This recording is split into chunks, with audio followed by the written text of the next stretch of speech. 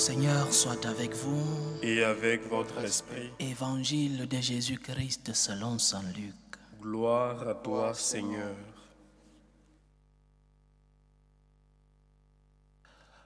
En ce temps-là, le peuple venu auprès de Jean le Baptiste était en attente, et tous se demandaient en eux-mêmes si Jean n'était pas le Christ.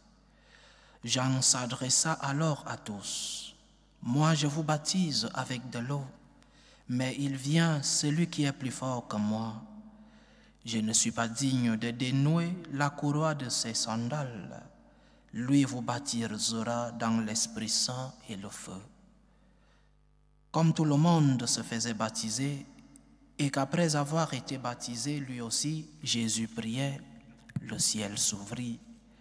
L'Esprit Saint, sous une apparence corporelle comme une colombe, descendit sur Jésus, et il y eut une voix venant du ciel.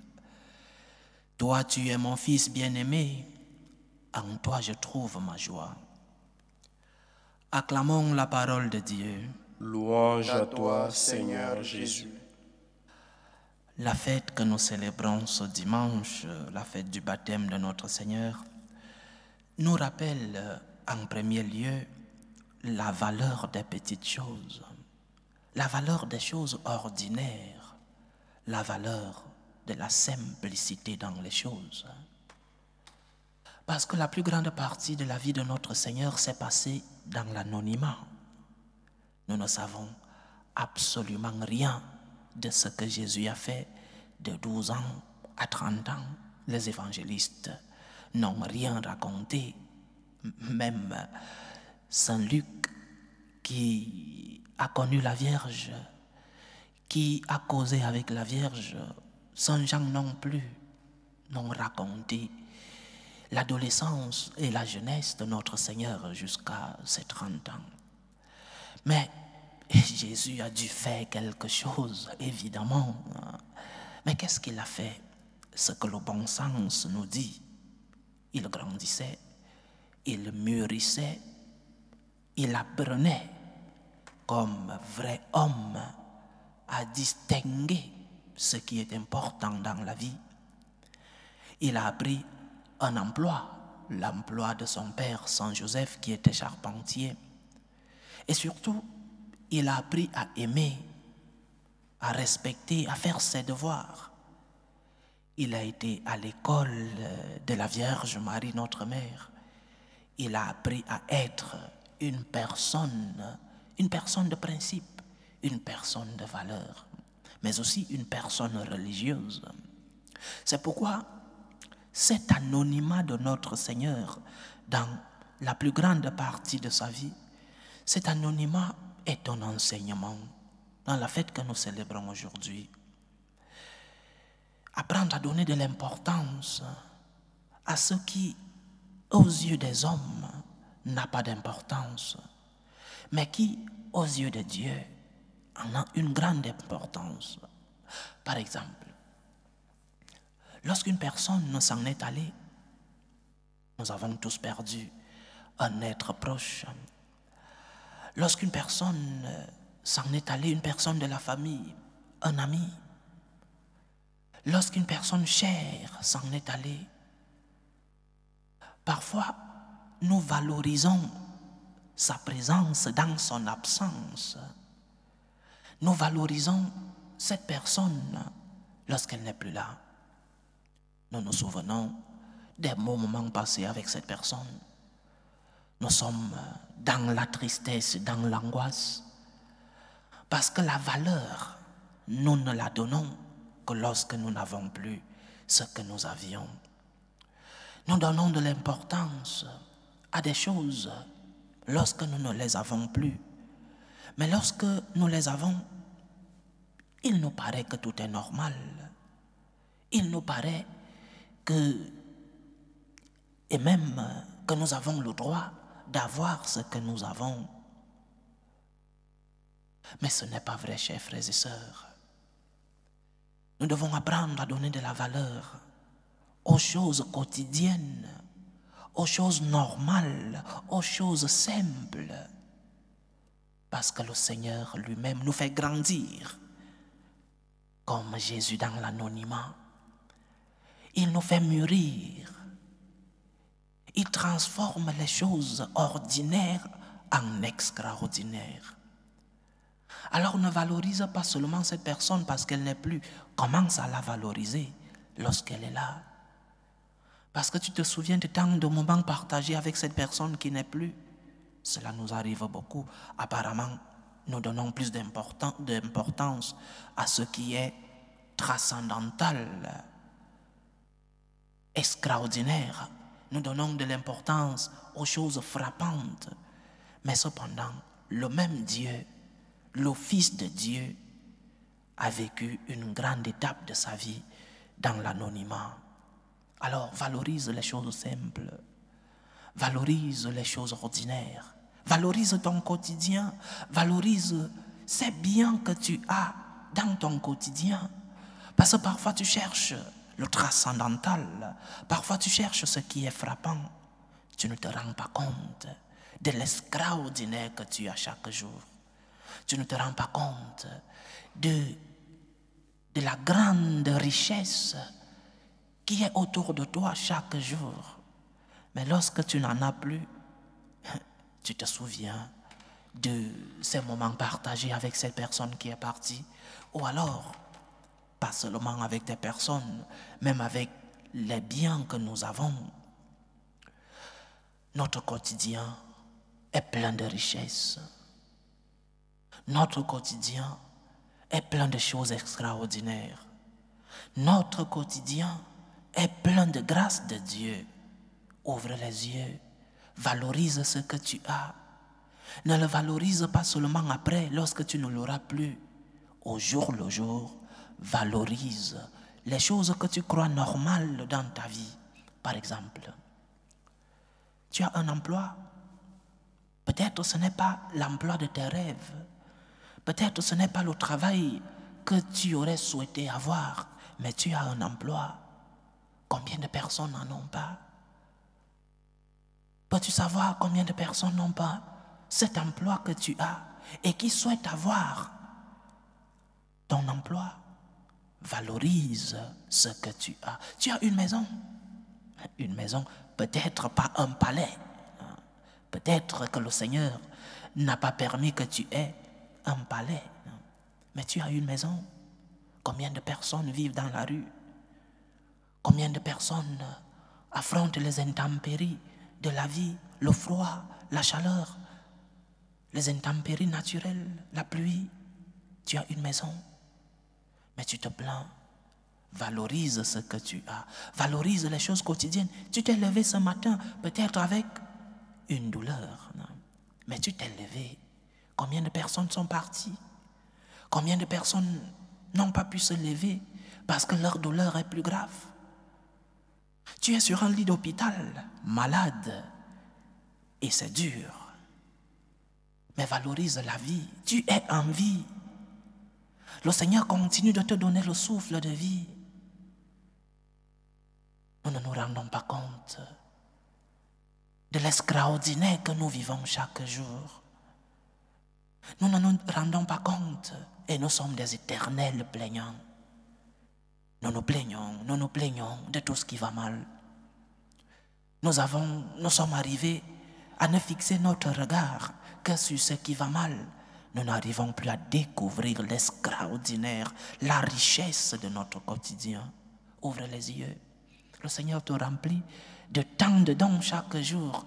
Dieu a vécu dans l'anonymat. Dieu a vécu dans la simplicité. Le Fils de Dieu a vécu dans la simplicité. Mais dans cette simplicité, il a appris, il a grandi, il a mûri, il a valorisé la simplicité de son quotidien. Donc, premier enseignement de la fête que nous célébrons aujourd'hui, la vie de notre Seigneur.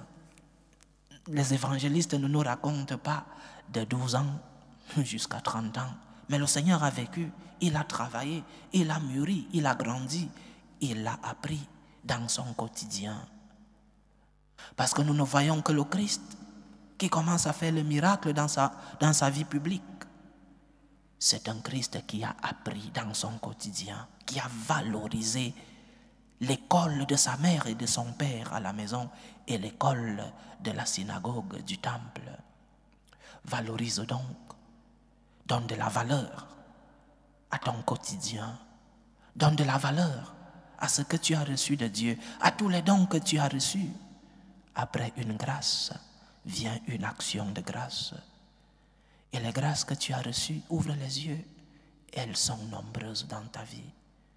Ouvre les yeux. Ne regarde pas seulement ce qui va mal. Bien sûr que ce qui va mal, c'est normal que nous souffrions lorsque ça va mal.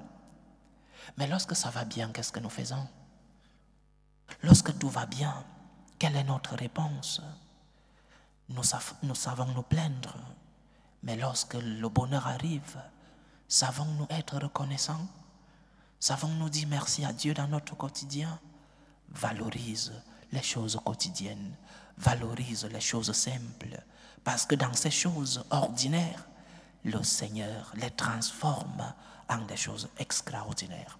En deuxième lieu, le baptême du Christ parle aussi de notre propre baptême. La Madre Teresa de Calcutta, lorsqu'on lui demandait sa date de naissance, elle ne donnait pas sa date de naissance, elle donnait sa date de baptême. Parce que pour elle, c'était la vraie naissance, la naissance dans la foi. Et cette confusion de dates a eu beaucoup de difficultés chez les biographes de la Madre Teresa, qui ont eu beaucoup de difficultés à situer la véritable date de naissance de la sainte. Et il y avait une date, une autre et une autre.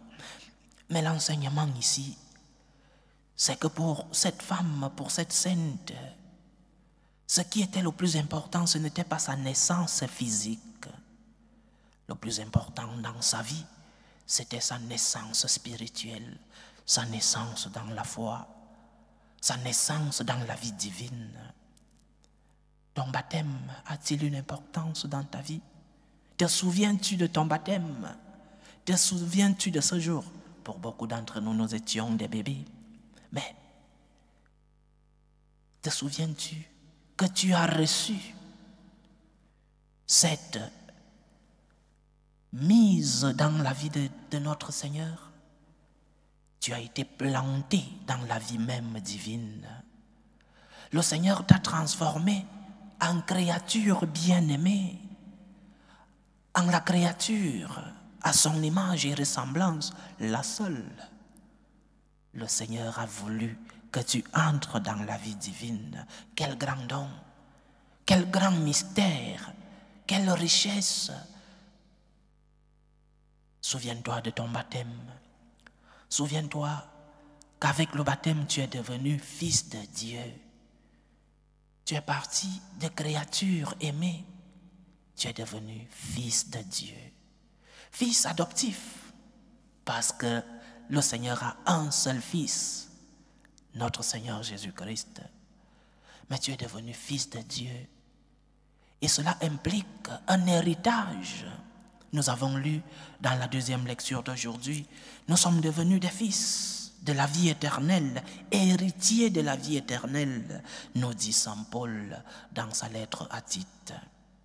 Donc, tu es entré dans la vie divine, tu es entré dans le mystère du salut, tu es entré dans le mystère même de Dieu. Dieu t'a fait devenir son fils. Et cet héritage, qu'est-ce que tu en fais? Vis-tu comme un fils de Dieu? Vis-tu comme celui-là qui a reçu de Dieu lui-même l'héritage d'être son fils? Comment vis-tu? Comment te comportes-tu? Comme une simple créature? Ou alors comme celui qui est devenu par le baptême enfant de Dieu, par le Fils unique Jésus-Christ? Pose-toi la question aujourd'hui que nous célébrons le baptême de notre Seigneur. Est-ce que mon baptême me sert dans mon quotidien? Est-ce que je me rappelle que je suis fils de Dieu au jour le jour? Est-ce que je me comporte comme tel? Est-ce que ma foi, ma relation avec Dieu est cohérente avec le baptême que j'ai reçu? Tu fais partie de la famille de Dieu. Il n'y a rien de si grand. Dieu t'a élevé à la dignité de fils. Nous qui étions des créatures, oui, des créatures créées à son image et à sa ressemblance, nous sommes devenus, nous avons reçu ni plus ni moins l'affection du Tout-Puissant qui a envoyé son Fils unique au monde pour nous sauver. Et cela devrait nous faire reformuler notre relation avec Dieu. Ce n'est pas possible que tu vives comme si tu n'étais pas fils de Dieu. Ce n'est pas possible que Dieu soit toujours celui que tu veux utiliser à ton service. Dieu veut t'aimer. Dieu veut te donner tous ses dons. Mais tu dois être reconnaissant. Tu dois être reconnaissant de cet héritage que tu as reçu. Et tu ne chercheras pas Dieu seulement lorsque tu es dans le besoin ou parce que tu as peur de l'enfer, de la condamnation. Dieu mérite ton amour.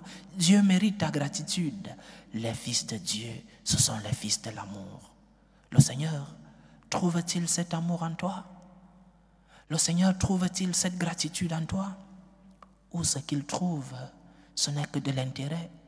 Tu cherches Dieu seulement lorsque tu es dans le besoin ou parce que tu as peur de la condamnation? Ce qui anime ton cœur, c'est l'attraction et non la contriction. C'est-à-dire, nous devons chercher Dieu par amour, non pas par intérêt, non pas par crainte, mais parce que Dieu nous a aimés en premier, parce que Dieu est amour, il mérite de trouver en nous ses fils. Il mérite de trouver en nous l'amour, la gratitude. 2 enseignements dans cette fête, chers frères et sœurs. Valorise ce qui est simple dans ta vie. Valorise les grâces quotidiennes que le Seigneur te sert chaque jour. Et 2e enseignement, tu es fils de Dieu. Tu as été incorporé dans la vie divine. Et le Seigneur veut de toi une réponse, pas ton comportement, pas ton exemple, par ton témoignage. Tu es fils de Dieu, comporte-toi comme tel. Le baptême t'a incorporé dans la vie divine. Tu es devenu enfant de Dieu par le Fils unique Jésus-Christ. Que le Seigneur trouve en nous amour, gratitude et reconnaissance. Que le Seigneur trouve en nous un comportement digne de ces fils que nous sommes. Que le Seigneur trouve en nous des œuvres de gratitude, des enfants qui savent valoriser les bienfaits du Seigneur. Après une grâce, vient une action de grâce. Loué soit Jésus-Christ. À jamais.